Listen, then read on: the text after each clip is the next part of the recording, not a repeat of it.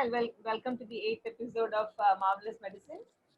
Today our topic is role of social media and medical education, and we have a pioneer in that field, Kumar Singh. He is a consultant anesthesia at Liverpool University Hospital, and he did his MBBS from Jitma Pondicherry and MD anesthesia from All India Institute of Medical Sciences, Delhi. And his FRCA from London. He was very much interested in teaching and has been visiting faculty in Harvard Medical School hospitals. He has also been faculty for primary FRCA prep course as well as mentor and teacher for final FRCA candidates. In the past 9 years or so, he's devoted a lot of his time to start and nurture the Facebook group, the anesthetists, which has more than 28,000 members, and there, every day there are tens of sometimes even hundreds of posts, and every query is answered immediately because we have members across the globe. Every doubt is cleared. No question is too stupid or too small to be attended to, and so I couldn't think of a better person than Shiv to talk about this topic of role of social media in medical education today. And we have another person who is again revolutionized usage of social media for education, and that is Patta Radhakrishna, who also happens to be my batchmate from Pondicherry. Radhakrishna is a surgical gastroenterologist. Everyone in obviously LGS will know him, Learning General Surgery Facebook group. And Shiv and Radhakrishna have actually parallelly done great service to two specialties, and both of them have amped the discussions during this COVID when people were really down and didn't know what to do with their time. That is the time the academics were really, the bar was raised, and innovations were made, different ways of attracting people, engaging youngsters, engaging older people, everything. So I will not stand between you and two of these Indian pioneers in using social media and medical education. Over to you, Shiv. Thank you, Vidya, for the introduction, and thank you, Patta, for inviting me on talking on this platform. And there are a lot of commonalities with me and Patta as well. We both are from Jipmar, and then we were in AIMS together as well. And I was doing my post-graduation AIMS there, and he was doing his MCH in upper GI, or with Professor Nandi. And there was always like, surgeons and anesthetists are like dogs and cats. They were, but absolutely, but it is absolutely wonderful actually being there. And then I think I came to Chennai was 2015. He invited me, and that time we were already running. I think we came into contact because of this group. I have been to Chennai now twice. Thanks for that. So without much ado, I will actually start off with the lectures, and then I think we can go on to the question answer sessions. Okay, so we're talking about role of social media in medical education, and Vidya has already given my introduction, so I'm not going to actually go into that part. So all of us actually during our school days, after we came back to school, joined back school after summer holidays, this used to be the common essay, often given by our language teachers, English or Hindi or Tamil, whatever. And this is what would probably be happening. Our time we would just use a pen and paper and write about our summer vacations. But this is probably what is happening with kids nowadays. They are already on social media, and they're updating their Twitter accounts or, other modes of social media. So we actually have evolved, isn't it? So that's been our evolution, and that's what we are in the present age. So coming to our group itself, so this is a purely a anesthetist group. We have 28,000 members. So predominantly anesthetists from 101 countries, from the first year PGs to professor level people. And we do actually have few of the surgeons, few guys from medicine, but very selective people. So it's only specifically for the anesthetists. And so it's like actually provides a learning environment for people. It's like providing a scaffolding for peers. So peers, so you have teachers, we have, like said, people from various specialty in a sense. I mean, within anesthesia, so we have people from cardiac anesthesia, neuroanesthesia, pain medicine, people actually who have specialization in particular fields. So these are peers. And it provides resources, not just about answering questions or talking about special what case are posted. So there is a kind of some amount of didactic teaching as well as interactive teaching on the group. And it does provide support to people. There are people who work on their own, like especially the freelancers, and if they are you know in a difficult situation, they can post the case and say, I've got this such and such case with such and such problems, and how can we actually do this case. So they get a whole range of ways of doing them, from how it could be done in a limited resource center to how it would be done in a state of the art hospital. So people are learning from that in discussions, and they could be theoretical discussion as well, but there is. Then there is some amount of reflective practice going on at the same time. At times you will actually see on the group people posting about their critical incidents, and they could have actually done, or they might have learned a new technique. They say, we were talking about, say, erector spinal block, and we posted a video, and we had a discussion with it, and somebody actually said that, well, I've been doing paravertebral and I've done an erector spinous block for the such and such case. This is how we went, or I didn't get as good at it. Analgesia, where could I have gone wrong? Reflective practice on that. Or if there has been for example, there has been a critical incident where there has been a drug error, people talk about it. Uh, for example, there's the common one has been tranexamic acid given into the spinal, as a spinal drug, and patients have been actually also saved when these have been shared. How can we manage the case, or what we could have done better. So there's some amount of reflective practice going on as well. And at the same time, it is motivational. Motivate people, pose the cases. They say, I did this, I learned this last time on this group, and I learned this, and it motivates others, motivates individuals who are posting it. So it provides a sort of a platform, which I call it fallow. So it's a flexible, accessible learning opportunities. That's what this learning environment actually provides us.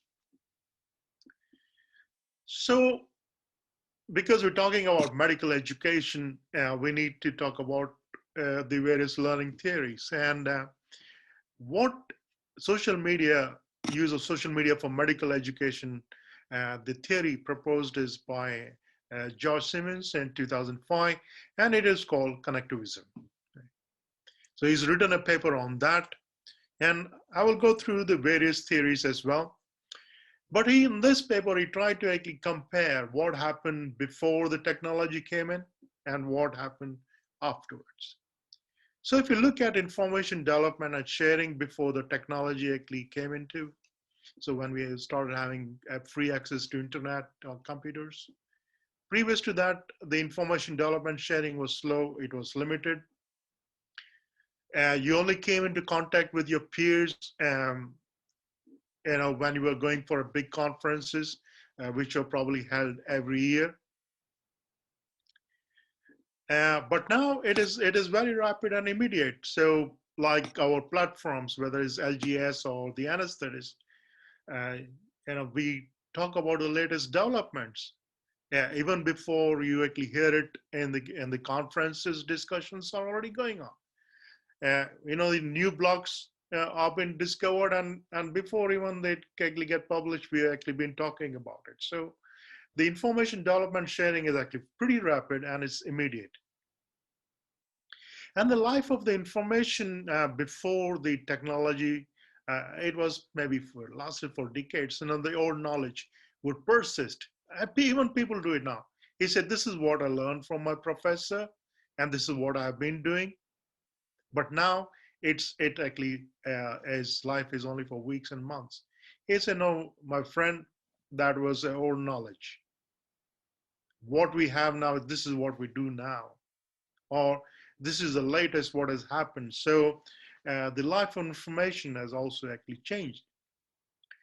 What about continued learning? So pre-technology, it was mostly formal and infrequent. Not everybody could get a stage to talk about what they're doing. If you're lucky, you might get 15, 20 minutes to talk about it. And that's it, the end. You may not, people never actually have the chance to even interact. Uh, uh, but now it's more informal and it's constant. So even now, for example, the lecture we're doing today, we could continue discussing about it for weeks, or anytime anybody can post. You say, "Oh, you gave a lecture on 3rd of December. Uh, can we talk about these theories of learning you're talking about?" And yes, we can continue. The discussion can continue. So learning on the job were two separate entities before the technology came in, but at present, it is considered as a necessity. If you want to keep pace with the rapid change in technologies, then uh, learning on the job goes on hand in hand. And this is important for us as well. So you don't actually have to attend a conference or workshop to actually learn a new block. Somebody could be actually learning it on our platform and say, "Yes, I have actually seen it. Let's uh, have a look on any model. Get somebody to lie down on the theater table, and you start scanning and say, 'Oh, that's how we see it. Oh, that's how we are seeing it.'" And then you already have the knowledge of doing needling for other blocks. You can apply the same knowledge to the newer blocks. It's stopped. So cognitive processing was basically human-led before the technology, but now it's technologically led. An example of that is the use of artificial intelligence. So a lot of things is now, I think the next slide actually talks about it. It's how the knowledge was before the technology came in. It was about know-how. It was the individual knowledge and skill. So my professor knew how to use a fiber optic. He was the only person who knew how to use. So he was the only one who could actually transmit that knowledge to others. Or he was the only one who had attended some international conference where they talked about how opiates are actually bad for cancer. And that knowledge only came from him. So it was only individual knowledge or skill. But now it is about know where. Okay. How can you actually access this knowledge? It's the individual's ability to find information. So you now go straight away onto the Google and say, "Oh, Google, tell me about opiates and cancer." And it's about which journal actually published a latest review or what has come out in the latest news. So it's knowing where the knowledge is rather than the who knows that knowledge or who has that skills. Right?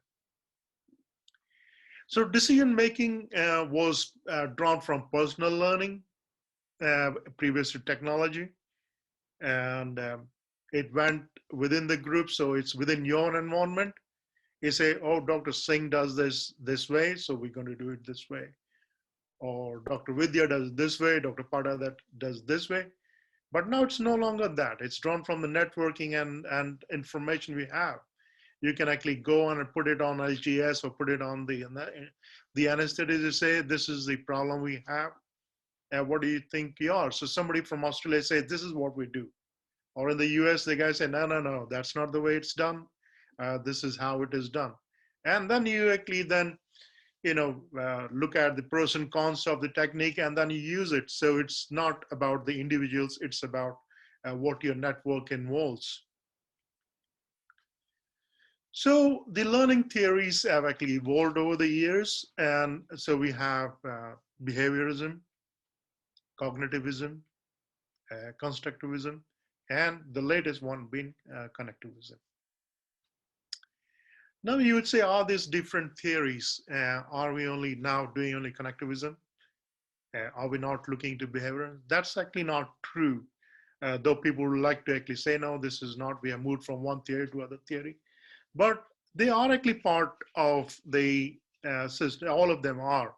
So if you look at the behavior, so how did we learn the table, multiplication tables? Okay. It was rote learning. You know? We prepare, we learn, we gave exam, we forgot, then we moved to the other class, then we learned something new, gave exam, forgot, moved out to next class, and that it went on and on.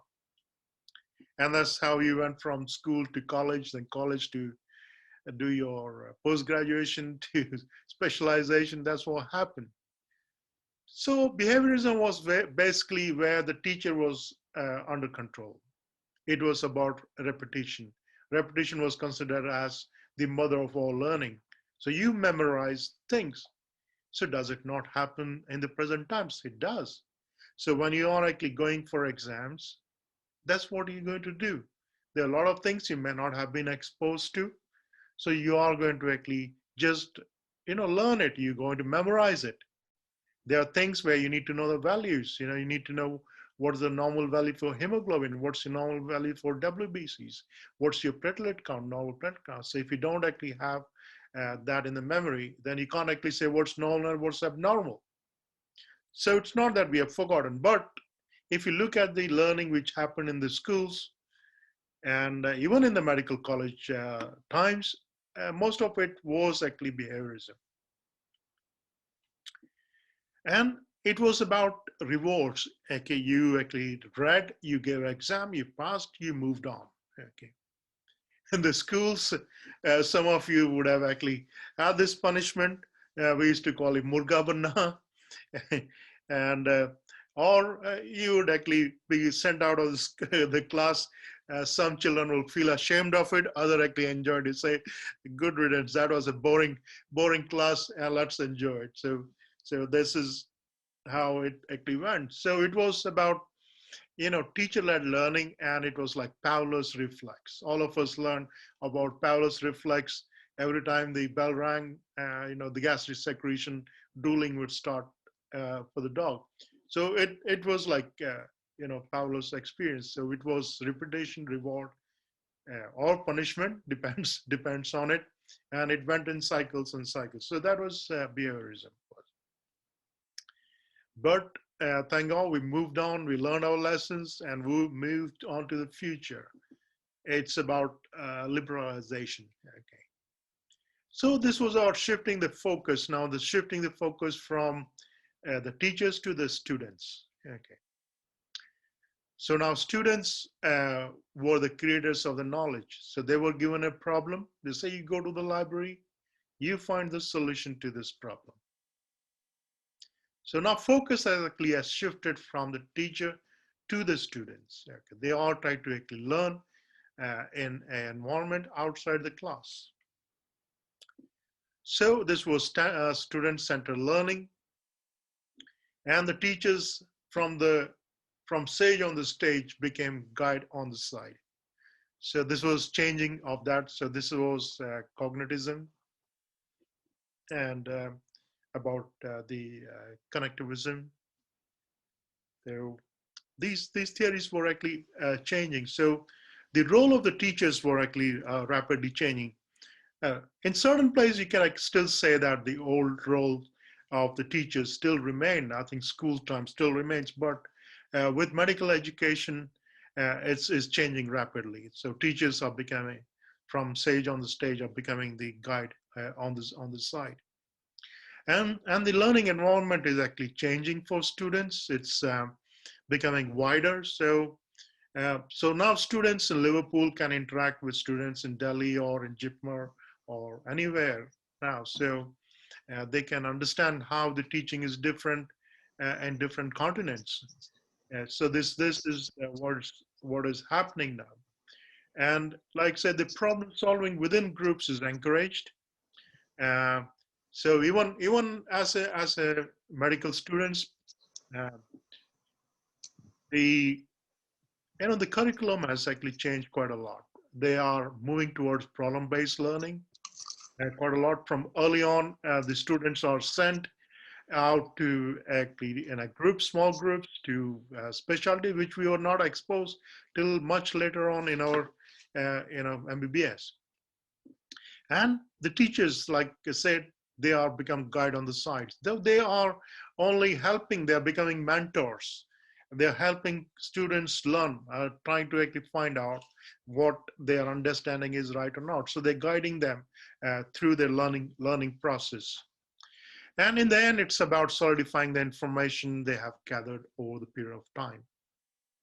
Now, they would have gone back, looked at things, come back, discussed among themselves, and found a solution to the problem. And then they come to the teacher, that present to the teacher. Teacher actually then guides him, says, well, I think you have done okay, but I think if you actually go back and look at this, you might actually find a better answer to this problem. So cognitivism and constructivism are go hand in hand, and that's why they are also known as cognitive constructivism. So basically, cognitivism is basically about insight, about one's perception. It relates to the information processing. How does the brain process this information that you have been collecting? So what you have read, uh, how do you relate to the things around you? Some things are left in long-term memory, other they just remain for short-term. Uh, so it is said that the long-term memory, the capacity of the brain is huge. And so whatever we learn today, we may not be able to recollect it. It's there somewhere. It's like in your memory of your computer. It's there somewhere there. Whereas the constructivism was more about, experimenting, drawing conclusions from these experiments. It's more about active learning or constructing your own knowledge. So it is all actually going into the wider world to find out. And together, this led to learning in a fun environment. You are actually using simulation, learning in a real world. You're applying the knowledge to real world, constructing new ideas, and connecting the prior knowledge or experience to the new knowledge and experience, and seeing that how it applies to that. So that is what this cognitive constructivism was about. So from this, so from behaviorism, cognitivism, constructivism, we actually moved on to, like I said, to connectivism. Okay, so um, within a short period of time, there has been explosion of various social media environments. So whether it's Twitter, it's Facebook group, Google, Yahoo, and if you are not using the social media, this is how you feel today. Even on a dining table, you will actually see children with their own tablets or phones. Maybe it's not good socially, but you become an outcast if you are not actually using a social media. Okay. And it is important to be part of the network. Okay. It's important for the organizations to grow. It's important for individuals to grow.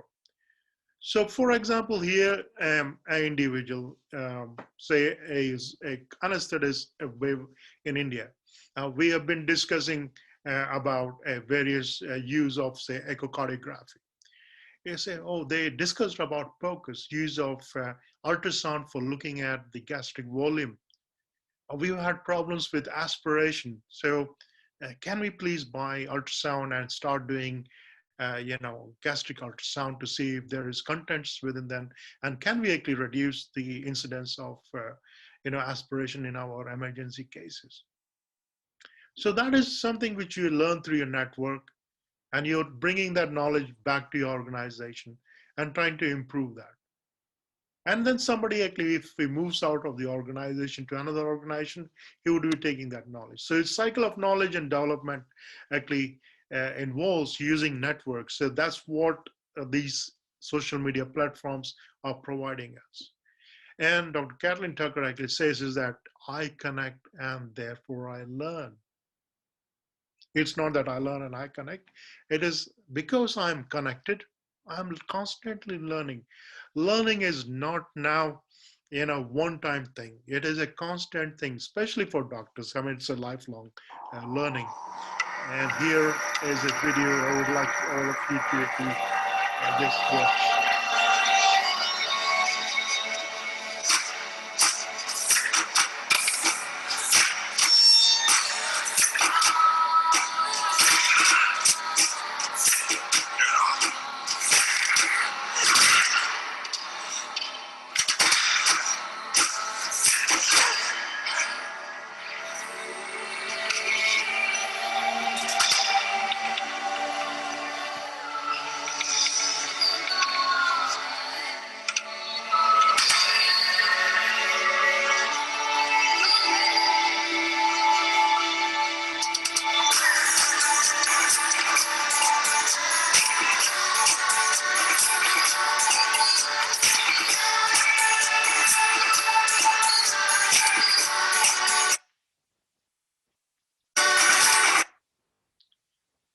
So social media allows us to actually create and share content. So it was sharing what you saw in a video is about sharing, how sharing brings on happiness. You are able to feed the minds. Okay, so uh, instead of food, if you think this, the center was actually knowledge, and how it's not about individuals, it's about sharing with each other. So and interacting with others with similar interests. That's what social media is. So, like the anesthetists is actually group of anesthetists from different hospitals, different settings, different countries, different cities. Which platform we use, it's up to individuals. Some people like to use Twitter, and we decided to use Facebook because it allows us to do a lot more things. And you have to remember certain things for doctors, especially doctors who are interacting with their patients on social media. You need to be concerned about the privacy issues and about professionalism. There can be certain hurdles, especially technical. Some people find that with increasing age, people tend to use less and less of the social media, or there may be lack of expertise. They're not used to actually using the new technology. And there is, of course, fear mongering for the uninitiated. They would say, well, this is going to actually chain you to the device. You are going to become prisoner of your own device. Well, that is from the Hotel California song, isn't it? You're a prisoner of your own device. Yeah. Yeah, so you could actually prison. So that's there. That is fear mongering. Absolutely. The loss of positives about the social media. You get faster feedback. There is increased speed of access to information. There is increased speed and ease of communication. And then you use learning beyond geographical boundaries. And it's more active process than didactic lectures. The students or participants feel more confident in sharing their knowledge, discussing topics, sharing their thoughts. It's obviously a better learning. There's better learning engagement, and there's stimulated interactive learning happening on the platforms. So social media in education is as effective as traditional learning in some aspects. It's versatile, it's customizable. You can actually create learning environment using videos, images, audios, discussion, case-based discussions. Yeah. So there are different ways. And again, you have control over how you learn, when you learn, at what speed you learn. You could be actually lying on your bed and learning. You could be learning, on your own time. Some people like to not go get up early. They would actually want to be learning in the evenings or in the night. So it gives them control. And I'm actually also part of this. Currently, the most viral pandemic in India is webinars. And I heard you like webinars, so I created a webinar about webinars to help you webinars watching this webinar. Yes. So you also need to learn that. But saying that, jokes apart, I think webinars have been great during this COVID times. It has helped in spreading knowledge. It has actually taught people how to share knowledge. Okay. Then the next question comes, and should this be part of curriculum? Should students be taught how to use social media professionally, taught about the benefits, potential benefits, and how they can avoid complications of using social media? And this has been discussed since 2015 in the Canadian Medical Association Journal, discuss about advancing social media in medical education. They put out some key points which actually exactly said what we have been discussing till now. He said, no, it should be incorporated into the curriculum. It's a great thing. We should need we need to actually be proactive, and we need to produce policies and training so that people do not misuse or abuse the social media. There was another paper at the same time in the BMJ journal, Postgraduate Medical Journal, where in this one they try to find out which learning theories can be applied to social media learning. Thank you. So is it all that good? So we also conducted a survey, and this is almost 2 years ago, and we looked at are there any disadvantages of Facebook groups? And most people, 70% said no disadvantages. Some have said it can be hard to reference what is discussed on the Facebook, especially in legal situation. Some said that it could distract them during their work.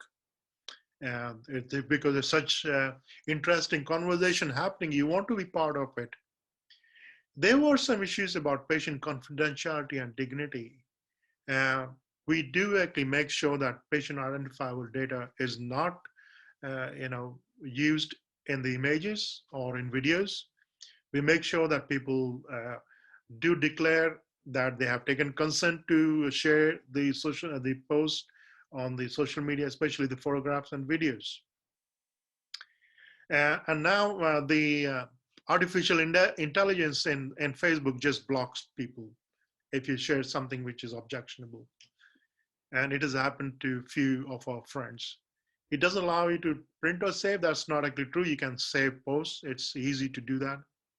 Uh, the hands-on training and face-to-face interaction is lacking. That has been the case with all the webinars. And yes, hopefully, once the COVID is over, we will be able to actually meet face-to-face in various workshops and discussions. And discussion can become diverted or offensive. That usually doesn't happen. We try, that's why we have admins and moderators. They make sure that people are not offensive. We have our own ethos where we actually tell that it does not matter whether you're junior or senior, everybody deserves the same respect. And yes, sometimes the topics can be incomplete, learning can be incomplete because the posts get buried into the huge number of posts which are on the group on discussion. So more, the topics that are a lot more interesting will take precedence over a topic which can be boring, and that is there. And yes, can wrong views be propagated? It can actually happen. I'm not saying that everything is right. Sometimes wrong views can be taken, or somebody's interpretation of what we're saying may be taken in a wrong way, and that can lead to so. But there's always opportunities for people to come back and actually ask or clear the doubts. And yes, we love to be positive. So we were only talking about negatives, but we like to be positive. And so advantages, some of the things which are the ease of use and access has been very good. And we get, like I've said, you could be working in limited resources, but discussion can go about how would we do it in a state-of-the-art hospital. Discussions are open without fear of ego between juniors and seniors. We use interactive discussions. We post videos, photographs, and of course, it stimulates people to read a topic. And again, you can be lying in your bed in the evening before you go to sleep and look at the topics of your interest. And most of the time, we actually try to actually have evidence-based discussions. It's not that just because I did it, you need to do it this way. It's about how or what does the literature actually say. And most of the time, the responses and solutions to problems are immediate, and discussions are open, moderated. So it's not, you won't see us openly going and telling people what it is, but there are people who are following, the admins and moderators follow the post, and wherever there is actually issues come in and they will intervene. And again, it exposes people to recent advances and techniques from across the globe. So in summary, you are building your own step ladder to climb to get the knowledge, okay, or to seek knowledge. You can do it at your own pace. And so we're moving from personal knowledge, where I say I know this because my professor said this too. Shared knowledge, where I say we know it because we discussed this or we talked about this. And so social media in education holds great value as a teaching and learning tool. It allows students to create their own knowledge and facilitate engagement, self-reflection, active learning. And it's important that there are proactive policies and training which can effectively mitigate risk and challenges which are associated with use of social media. So I think that's important if you need to incorporate social media as part of the medical education. And we are leaving with this profound statement by Maya Angelou, which says, when you learn, teach, and when you get, you give. And there's nothing better way of learning than teaching. So if you learn something, teach to others, and you will actually retain it better. Okay. Thank you, and I'm ready for the questioning or discussion rather.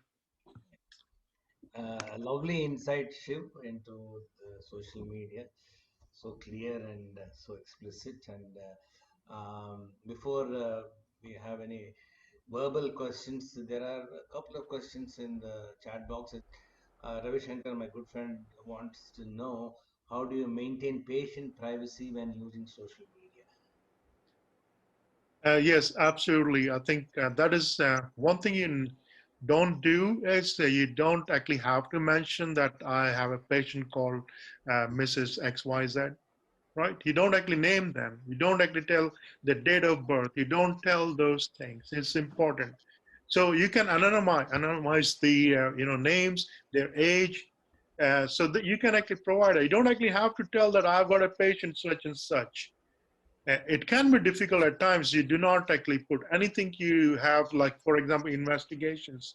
You need to actually cover up all the details. You don't need to tell which patients. You can also actually say, this is not my patient. And sometimes you might actually have to lie. Or you can ask your colleagues or somebody else from others to actually post it for you. Because sometimes people can, correlate things. Oh, doctor such and such works there in that. This is probably that patient. So it is difficult, but it is important that you do not use actual names, don't use date of birth, don't use the place of where the patient has been seen. So that's very, very important. Not easy, but can be done. He also wants to know whether you moderate messages. Moderate messages. Ravi, what exactly you meant by Ah, that? No, the posts are approved. They are not. Everyone cannot just post directly. Any post has to be approved by either admin or a moderator. Does that answer your question, Ravi? Yes, I think that I know what actually I think it meant was is that yes, these posts, sometimes there are certain posts we will actually tell the individuals that we cannot approve their post because there is patient identifiable data. Sometimes we will approve it and then tell it because they may not actually receive the message and say that we're not allowing you to actually go further with this post. You need to actually take away and cover the or take away the patient identifiable data. So it's very, very important for people not to post that. And at many times, I actually keep telling them that they need to declare. It doesn't actually have to be a written consent. There should be a verbal consent, which should be actually be in the notes ideally, where it say that this verbal consent has been taken to share this video. Like for example, when I make videos, we actually have actually written consent. So a copy is there in the patient notes. One copy goes to the patient, and I actually in that specifically I tell them that I'm taking this video. I will try to avoid showing your face or your identity of any kind, but I will actually be sharing this with other individuals. And patients are actually very happy to actually do that when you tell them. You say this is going to help other doctors learn, and they're happy with it. But declare it that you have taken a consent. You don't actually have to show that paper because that will have patients again identity. So just actually say that I have taken a verbal consent for this, and it's better to document that even the notes. So we have electronic notes in which you can actually say that I have taken permission from Mrs. ABC to actually use the video for teaching and training.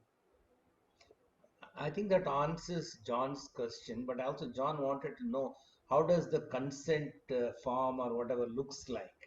Yes. So the consent form for photography, we actually have we have had this for a long time.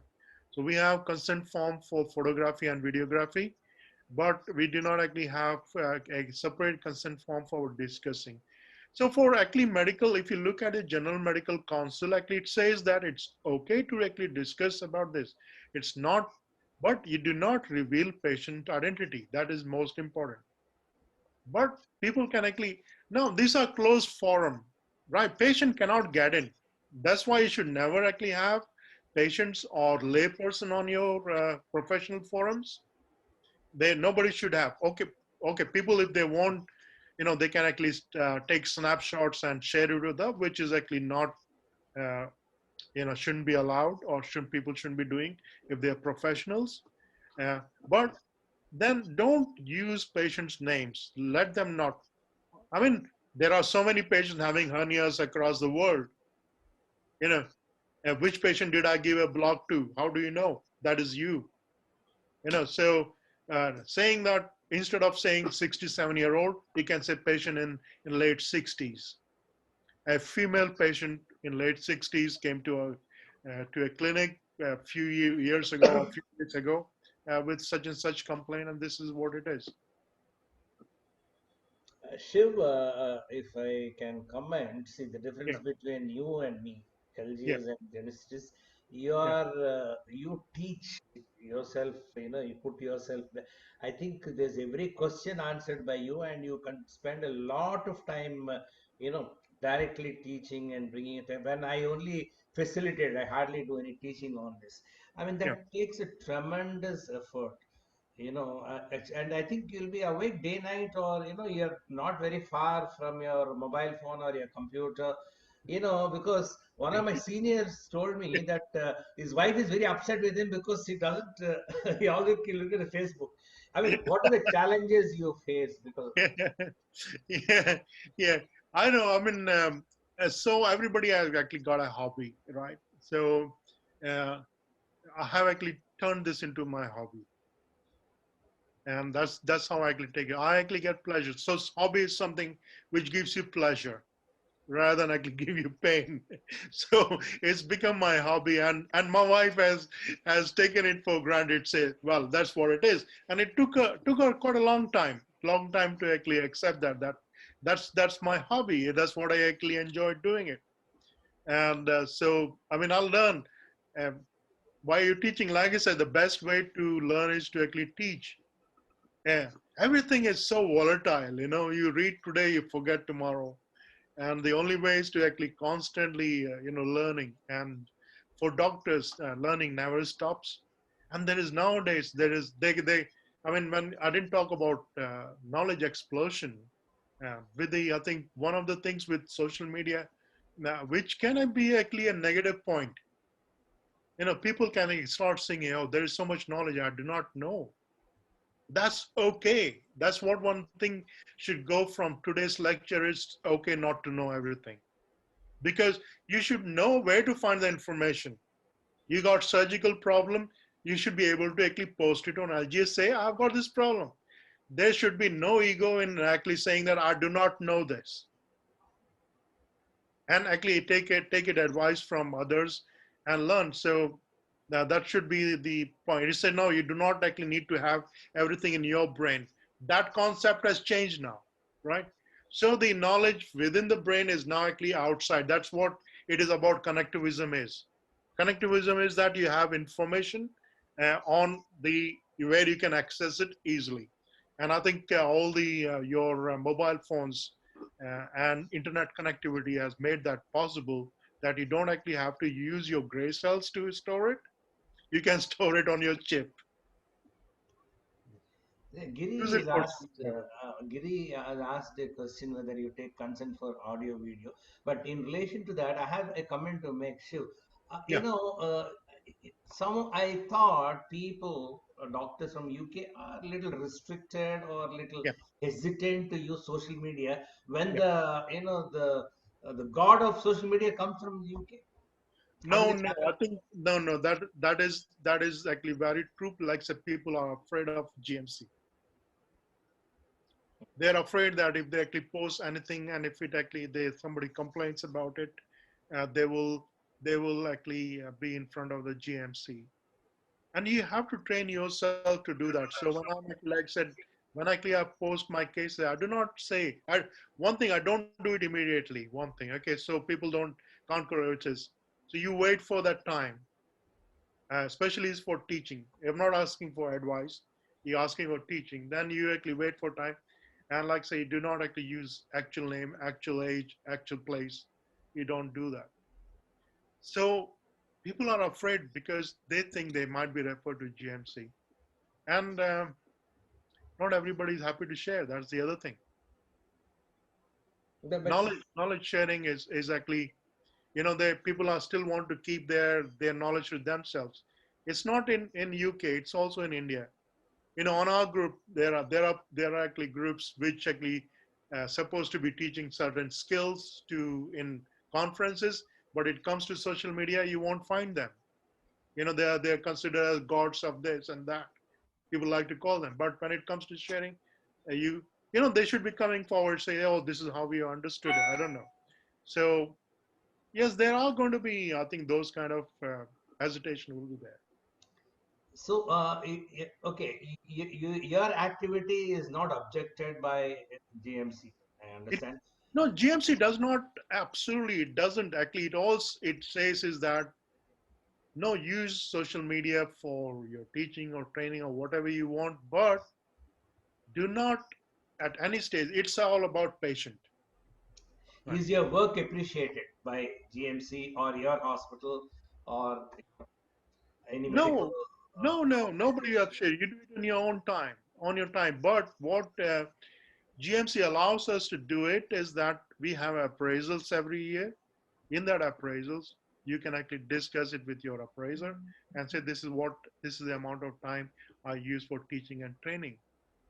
And you can actually, and the roll call allows you to. So if I'm taking this lecture today, I can actually give myself a CPD point because I've spent time in preparing the lecture, I've spent time in delivering the lecture, and every hour I can get one CPD point, and I can take another CPD point for my preparation. So that is allowed within the system. It's allowed, so you can actually do that. um, uh, Yes, initially I was actually frustrated saying that, oh, well, my department doesn't recognize or That doesn't actually matter. It should be your satisfaction, and that's why it said that it's like more like an hobby where you say that this I enjoy doing it, and people across the world appreciate you. I think that should be enough. Than looking for local appreciation. It doesn't matter if you don't get awards for it. It's okay. What We are is changing. the We're changing life. what are the special challenges you face, or what are the frustrations you have while running this meeting? Yeah, I think the one thing is that it's very interesting most of the time because you actually see people coming up with that, but there's also can be repetition. So sometimes which you explain things. Oh, we wish that Facebook had something like artificial intelligence that as soon as somebody posts that, the old post get activated and say, listen, look at this post. It's been discussed before. So I think the enthusiasm which was there initially in trying to teach, that can actually go down. Yeah, because you actually feel, should I be typing it again or should I reactivate that post? But then over the time, I realized that these are new people are joining all the time. They do not know what you have discussed 5 years ago or 7 years ago. And so repetition is actually good. Like, like I said, it comes to behaviorism then, isn't it? He says repetition is the mother of all learning. So that's where, so we cannot actually apply, say that, oh, this is only connectivism. Every learning theory actually can be applied to social learning as well, or social media learning as well. So, do you archive your material? Because these are very valuable material. Yes, so it wasn't possible before, but what's happened now, the Facebook allows you to create units. So that was a new thing which started just, I think, last year, late last year. So you can actually create units and you can actually link them. So I've started doing that. So interesting cases, I would actually now put it into an interesting case. We have been doing symposiums. So there is actually units for symposiums. So people can just go into the units, click on the cardiac symposium, and they can actually go into that. So that's been possible now. We wish this was there, at the very beginning. But again, I think they're also learning over the years. So units has been a great uh, change within the Facebook. No, see, you come up with novel ideas like Facebook Live, student sessions, and this, that, and the other. Now, what is the future you are looking into with this medium? You are only, because when it comes to academics, it's Facebook, but when it comes to miscellany, it's Twitter. You are not Yeah, using other media. that's actually been in my mind for a long time. You say what happens if, for example, today suddenly all the governments say that Facebooks need to be shut down. Say this, they have not been paying taxes, which has been actually one of the issues recently, is that these guys are earning huge amount of money but not paying taxes in ways. What happens then to all the material? What happens to all this knowledge we have actually had? That's the issue. I wanted to actually create a website. I have got a website called Anesthesia World, but the Facebook itself actually takes your discussions, takes all your time, so archiving this could be a problem. I'm actually keeping the symposiums, at least I'm storing them. So I have got the files. But I think the written material, which is huge amount of discussions, I mean, this units and things could. So one of the things which has been discussed or which has been in the mind is that can we actually create books for people to read it. So even if you actually put it into a PDF form and you can actually publish it as a ebook or e-resource. So there is something which I was actually reading just today, this morning. Is called Massive Open Outreach something. So it's a massive platform for this kind of material where you are have a open source basically. It's an open source, isn't it? Nobody's charging anything. except that the Facebook is actually earning money from this. But the contributors are not actually, they're giving just their time. Um, yes, that is right. John Davis says, I'm a MMOC, mock. Yeah, it is mock. That's right. Now, see, Shiv, you've been a very strict disciplinarian, a very upright, honest chap. You don't take any pharma help in organizing conferences. Okay. My very delicate question is, suppose, some pharma takes, because, anesthesia is linked to so much of pharma, they can Yeah, sponsor or, build some yeah, beautiful structure within the anesthesiist and help. yeah. Why are you against it? No, I'm not. I'm not actually. That's not actually true. What say that we have not openly actually gone and like try to get sponsorships and stuff like that. I'm not against it. If they want to come and do it, they're most welcome to do that. But what I don't want is that saying that it's like, see, and there's nothing called free lunch in this world. So if a pharma company, say, which produces Propofol or Bupivacaine or whatever, comes to me and say they want to, they are expecting something from me. Right. Yeah, they're not. They are going to actually say that, oh, can you promote can I actually have my logo on your lecture? So on my backside, they would probably want a, can I have a flashing light with neon or something like that. True. Yeah, Yeah. yeah. So that I don't want, because that then corrupts my knowledge. Yeah, Right. they would expect that I would say then that, oh, I should only be using Propofol from this company for, because this is wonderful drug. I don't want that to actually happen. So that's what my. But if the company says that, sir, we want to take your thing and produce a book, that's fine with me. They can come and do that. It's not a problem, because as long as they actually will actually then give this free of cost to the individuals, that's fine with us. But I'm not going to come and actually say that, please come and give me so much money, sir, because I want to actually organize this event. That's not necessary at all. Yeah. And like I said, we have like-minded people who travel on their own. They're happy to do that. Uh, so why? The only time when people actually ask, they would say, "Oh, can you arrange my flight or thing?" And then you would need more funds, Okay. which we don't actually need it. That's why I don't. So take no favors, and then you're free to. I say I will use anything. And that reminds, I mean, put into context. That's very important. I was actually on the advisory committee for the Desflurane, and I attended quite a few of their. I used to actually travel to London for their advisory meetings and things. And they were actually trying to promote it for elderly patients, whereas my experience was different. And I told them, I said, no, the patients go, they are fine, but they are confused for 20, 25 minutes in the post-operative period, pulling their thing. You tell them, stop this, they will stop, they listen to you. But the next moment, they're pulling their catheter, pulling their tubes out. And I said, that's not good for it's hard work for the recovery staff. It's can cause harm to the patient. It's not something which you should be actually promoting for. Yeah, So Dr. you should be able to do that Krishnamurti, openly. You should be able to do it openly without any hesitation. Dr. Krishnamurti Subramaniam, you raised your hand. What is that you want to? Please unmute and ask a question.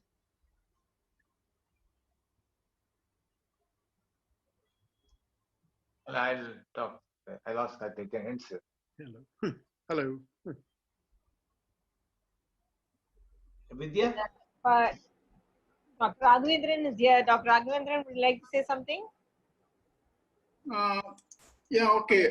Okay, very nice talk by Shiv. Actually, always nice listen to him actually. Actually, for him, it's a passion and also an obsession, I would say. Um, okay, I think he spends much more time definitely with Facebook than with his family, that's for sure. But I think that's actually, benefiting everyone. And I think not only he is obsessed, but he's also making others also getting obsessed with all the Facebook. One example is myself actually. So yeah, Sir is a recent convert. Not so recent though. Yeah. I, 2 years instead of 8 years or whatever.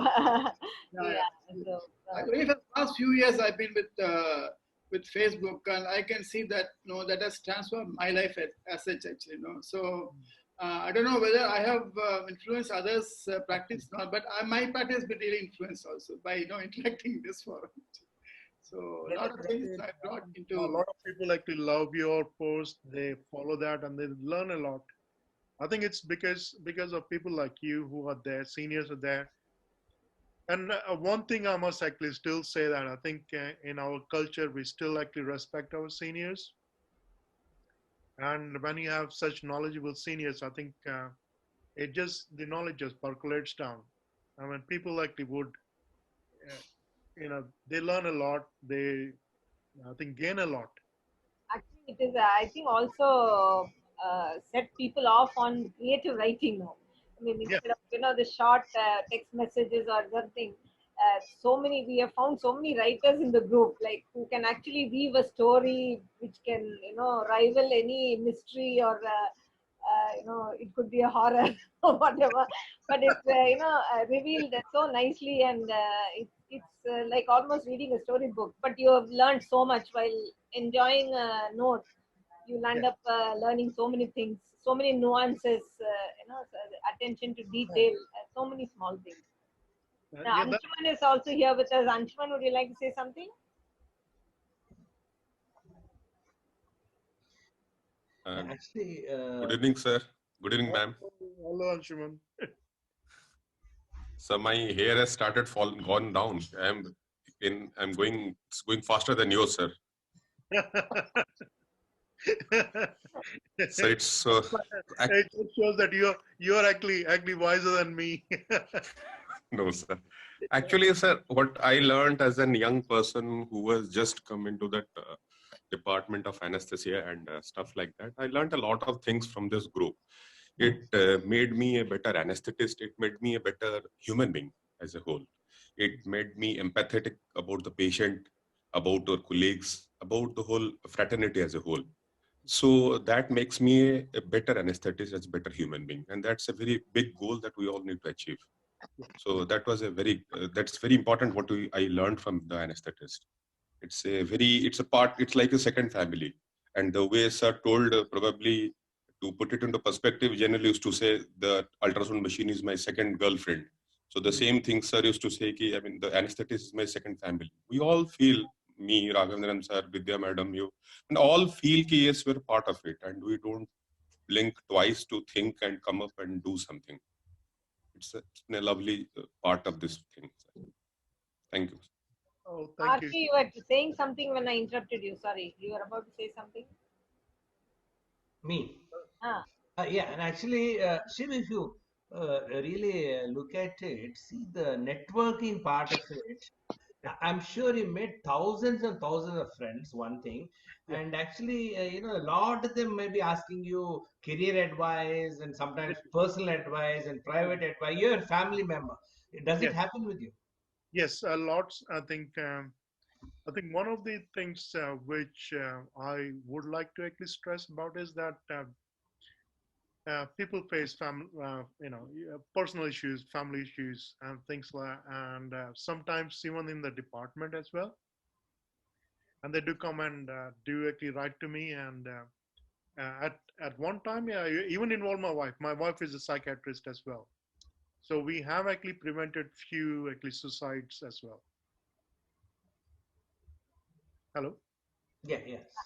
I think something happened in the So, meeting. Devnath is also with us.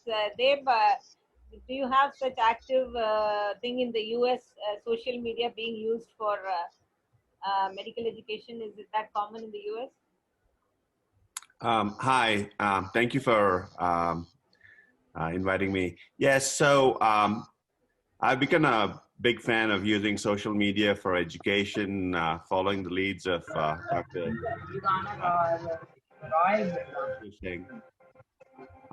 So I'm a part of a group known as Open Anesthesia, where we record monthly video podcasts and audio like interviews with experts in the field. And my experience has been you know, it's very popular among the trainees. They like to watch short videos and yeah, you know, and listen to these podcasts while doing other things like, you know, traveling to work or working out, and so it's become a very popular medium. My experience is like our trainees no longer read textbooks. They're looking for, like, you know, short snippets of information, such as like what's available on social media or on the internet. And so I think it's really important that we continue to foster education and think outside the box. So kudos to Dr. Shiv Singh for putting together this group. I really enjoyed being a part of it. Well, thank you, Dave. I think saying that this morning, again, I was actually, you know, listening to one of the, you know, I talked about connectivism, right? So one thing that's actually said about the present way of learning, using social media for learning, he says that learning is effortful. It is not effortless.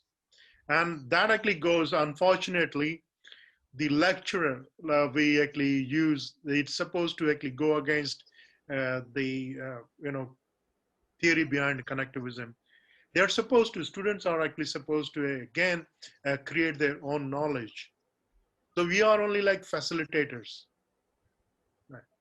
And I say that ease can be bad for teaching. So that's where I think Dave, the podcast, I think there is a lot of, at times, conflict between the various theories, but I think they all need to match up. They need to, you know, they're all complementary. They're not against each other. We cannot actually say that. They need to complement. So even though the connectivism says that, you know, providing this a kind of spoon feeding is bad, but then that is actually part of the teaching process. If somebody can actually listen to a podcast while driving, which can be quite boring, and they're learning from that, that's good. So I think when you actually go into theories of learning, don't one say that this is what I want to. They're all complementary to each other. Dr. Krishnamurthy is back. Would you like to ask your question now, sir? I didn't.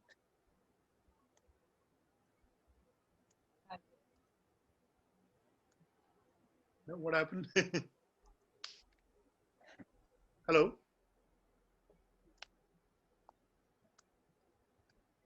So anyone else want to ask a question to Shiv? We kept him So, for some Dr. time. Sridhar has made a comment about social media is a nuclear arsenal to be used for peaceful reasons, and few use it for bad reasons. So Yeah, I suppose it's really true, because sometimes, like you mentioned, the disadvantages, you know, the discussions can get very yeah, personal and you know, not so we do need some moderation. It's like open for all doesn't work all the time. Right? absolutely, absolutely. I think moderation is very, very important in social media. I think, like I said, you need to become a, you know, guide for people, and sometimes I think people learn. Also, people are actually watching others as well, how you are behaving or how you're doing. So people try to, you know, emulate you. So it's, you need to actually make sure that the ethos of the groups are actually followed, and that's why from very beginning, one of the things we actually decided say that everyone need to respect each other, whether it's junior or senior, and that actually percolated down very well. And over the years, we have found that we don't have not seen, you know, maybe once or twice a year, you likely get that kind of, you know, feel where you said we have to take people aside and say, listen, guy, that's not the way you would actually, you know, talk to people. Um, so that's luckily for our group, it has not been a big problem, but that can happen. There is always a potential for that happening. And again, that is one of the issues with social media. You're not looking at the emotion part of it. You know, somebody may not actually have that kind of command on the language, and they're not able to communicate what they actually really want to express, and it can be taken in a wrong way. And so you only come to know that when you take acid and talk to in their own language, then you come to know that they never meant that. So misunderstandings can actually happen with social media. Another interesting thing, Shiv, being in the forefront of social media, when we develop so many friends, we develop few enemies too. It's not actually. I think it's not enemies or. I don't know whether it's enemies or it's just misunderstandings probably over the time. No, in my experience is like this. See, of course, we are not such a tight, compartmentalized group like yours, and we are not so much peer reviewed. But there Mm. are every now and then we come across people who just want to advertise themselves. There's Yes. no teaching in it. You know, Yeah. there are many. I don't know in the anesthesia, but the scope may not be so much. But Yeah. in general surgery, then we need to block or eventually do something like that, and that makes them very Yeah. unhappy. They get really upset about it. That why did you block them? Yeah. So commercialization. That's I think the other aspect. Whether you allow commercialization of certain things. So well, as far as blogs, people are say webinars and things are there. That's fine. People will like there are people who will only come to advertise their conferences, but when it comes to discussion or you tag them, they don't even actually appreciate or want to contribute, but they want to do that. So there always has to be a give and take. I think that's very very important. And sometimes yes, if you advertise once, it's no point you sending that advert every day, every 24 hours or 48 hours. So we had actually made a rule. Is say if you actually advertise once, at least wait for a few weeks. Don't actually keep advertising that. If people are actually doing, you know, they're charging for their teaching and things like that. Again, I actually don't because our motto has been is free education for everyone. So if you're actually trying to commercialize then probably sorry, not allowed. So Suma has a point that one of the big issues availability of just like fake news and alternative news. You may have eminence-based or experience-based medicine. So Yes, because anyone can post anything at any time, and sometimes even in our group, I have seen that people like to read what they actually want to hear. So yes. sometimes oversimplified solutions are what people are looking for, and there are some people who are there to provide it. So how do we, keep watch on that? How do we prevent a lot of people from learning the wrong thing? Or I mean, that's putting it too simplified, but Yeah. you must have understood what I'm trying to say. Yes, Vidya. I mean, if you, I mean, I go back to 2012 or 11, and at that time there were actually a lot of people who would actually, doing wrong things. Wrong things in a sense, I wouldn't say that. Like for example, they would actually do a spinal without actually attaching a monitor and stuff like that. So there is one thing is that is about ingraining something called safety culture. That need to be there. That we started talking about minimum standards of monitoring. Then coming to simplification, yes, there is actually ways of doing things in different ways. Uh, People talk about there's different ways, thousand ways of skinning a cat, but the thing is that in the end, it's about patient safety, and that's what we have the slogan like safe anesthesia, safe surgery, safe patient, because that's how it goes. So if you don't actually provide safe anesthesia, then even though surgery may go very well, they can have complication of anesthesia. And if both goes wrong, then the patient actually outcome is going to be poor. So yes, you can simplify things, but at the same time, you need to actually keep the safety as long as you can justify why you're doing it, how you're keeping your patient safe, and how you making sure that the outcome is going to be good. That's okay. But if somebody just wants to actually say that, oh, I will just give spinal for my neurosurgery, well, we're not going to allow that. We have seniors, and that's where I think all our seniors, like Dr. Raghavendran, um, Dr. Hemant, and other people, senior comes in. I think that's having senior people on forum is very, very important. I think that gives the gravitas to the whole thing. If a young person actually says, oh, that is wrong, they may say, oh, you are only young. You do not know this. So having somebody senior, somebody experienced, somebody with good knowledge, I think that gives the gravitas to the whole situation. But does that answer the question, Vidya? Or I had a small question. yes, Going back to the point you said about the video and audio consent, yes. is that automatically taken for each and every admission, or only when you want to? No. This is so we're not allowed to actually take photographs or videos without consent. So even for surgery, we in the department we actually have a camera, which is actually only meant for taking pictures for in case you need to take surgical pictures. And in that case, then the consent has to be taken. So for example, you find something interesting during a surgery and you want to take, so you will actually have to requisite that camera from that is kept locked in a recovery. Everybody knows where their camera is. So that camera is used, and we have to take the sticker, the sticker for the patient. So you have to the addressograph, that's called it. You have to take the picture of that, then and then you have to take a retrospectively take a consent from the patient. But if you're actually suppose I'm doing a procedure and I have to first of all discuss with the patient what I'm going to do, why I'm going to do it. Even for publication, you're supposed to take that consent. And so there's a proper consent form, just exactly like you have for consent for surgery. So there's a form, and it has got three parts to it. And you can actually, one part is given to the patient, one goes into the notes, and one you keep it for your records as well. Yeah. Thank you. I can actually sometimes share it with you guys one next. The form, that would be nice. Yeah. I think it's a good practice too. I think with surgery, it should be very simple for surgeons to incorporate it within your consent form itself.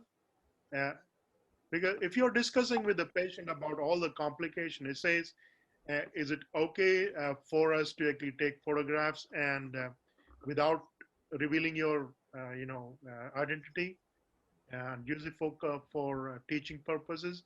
I don't think any patient ever says no when you actually tell them that this is for improving the care, because this will actually affect the care of other patients.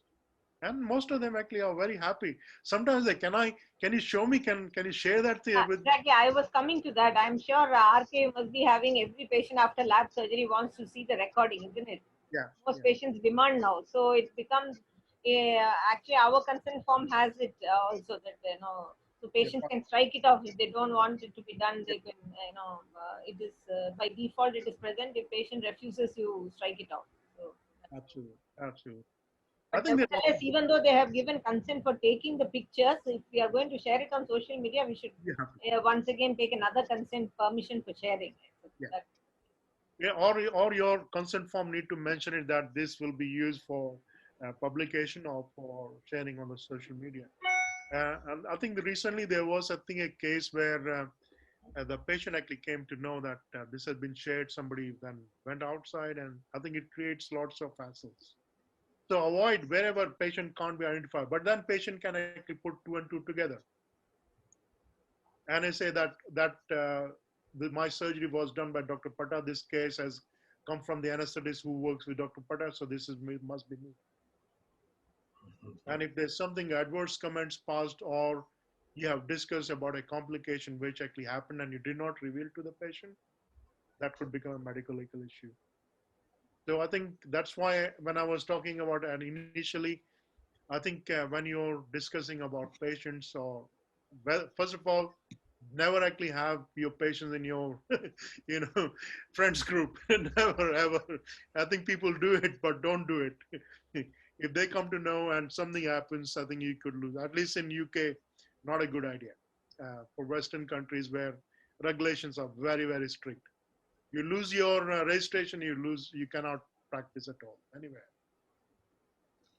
John wants to know whether we can deny the recording to the patient. Well, we actually, frankly, all laparoscopic surgeries we record, we keep a record.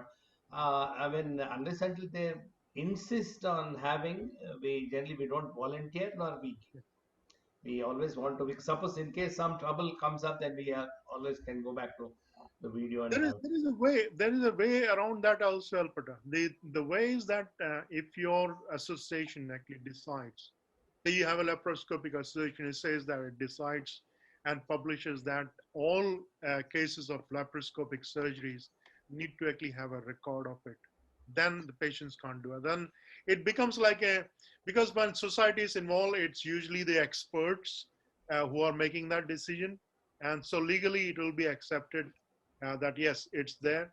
We're not sharing it. It's there for our teaching and learning within the department, or in case something happens, then patients can be shown that. So it becomes like a part of the protocol. Yeah, but that Sridhar's comment is interesting. I don't know whether you've seen that, Shiv. Yeah. He says patients wanted anesthesia record and I obliged. Uh-huh. No, coming to the recording part of what has happened, I'll share one uh, thing happened very recently. It's not a bad thing, but how it's important. So, COVID times, we have been actually now, if surgeries can be done under blocks itself, we try to do because they're not aerosol generating procedure. So we actually, I had a patient who was deaf and mute, and so he agreed. He was having a surgery on his foot for a vascular surgery on a foot. Agreed to get it done on the blocks, and obviously we had a English language, sign language person, but they're not also allowed because the COVID risk. They're not allowed with the patient in. So normal times they would have been allowed if they wanted to. So this guy wanted to actually have his iPad with him. I said, well, what's wrong with it? But the management refused. He said because there have been cases where patients actually have recorded what's going on and used it against the doctors. So he was not allowed to actually take in his iPad because he would have loved to actually watch something, Right. this and actually case actually happened, isn't it, in the US? This was I think around a few years ago, where a patient actually took a I think it was a mobile phone in a teddy bear and recorded the conversation. Okay. And the anesthetist and the surgeons were actually having this patient was on the obese side or something like this. They were using some derogatory words which got recorded, and they actually had to pay out, I think, shell out for a bit of money. So, Dr. Sridhar, did you mean a video recording or the recording of the drugs and vitals? The sheet, the paper sheet, huh? Can I talk now? Yes, sir. So I had a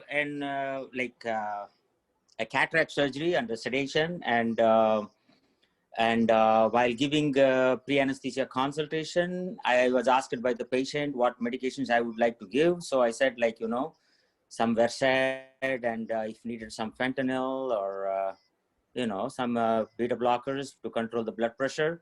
And patient obliged. And after a couple of days, she came to the surgeon and said, I came to know that the anesthesiologist gave me fentanyl, which is a very fatal drug because, in Canada, you always listen on the TV, drug abusers, drug overdose, fentanyl, carfentanil being taken by youth, and opioid deaths are being reported. So this patient was terrified that she was given fentanyl, a little bit, 50 mics fentanyl for the whole cataract surgery. And she came a little bit worried, and she asked the surgeon about the anesthesia record, and the surgeon contacted me whether I would like to be given the anesthesia. Of course, I said, okay, no problem. But, the opioids or the other drugs are being allowed in the hospital settings, but it took a while to make the patient understand, and she went okay. But that was the only occasion I had a patient asking for an anesthesia record. Just I want to put it in the perspective as the group discussion is going on. No, I think that's a very valid point. I think whether it's a local anesthesia or general anesthesia, there has to be a record of what has been given to the patient how much has been given, and what are the vitals of the patient during that time. It's a simple record. Um, Even with with local anesthesia, you can maintain that. It's not a problem. Some machines will allow you to actually print out the record, and you can just paste that for the vitals. Yeah, But we the have. drug, yeah. So the drugs should be mentioned. How much you have given. Then again, we have the drugs, especially like midazolam, ketamine, fentanyl. All these are kept in. These are C category drugs are kept in cupboard, and we actually have.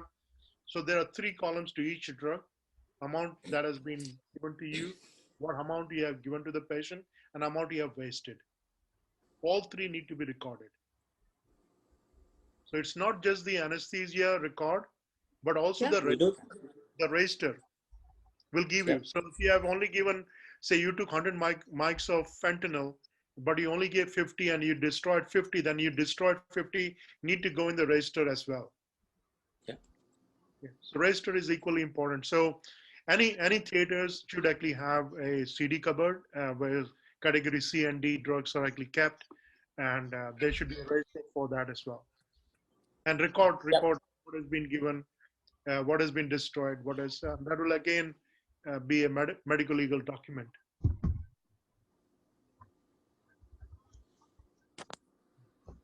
Yeah, it's wonderful listening to you, Shiv, and I feel very proud that a friend, colleague, and the college mate has done so well in social media and continues to do well.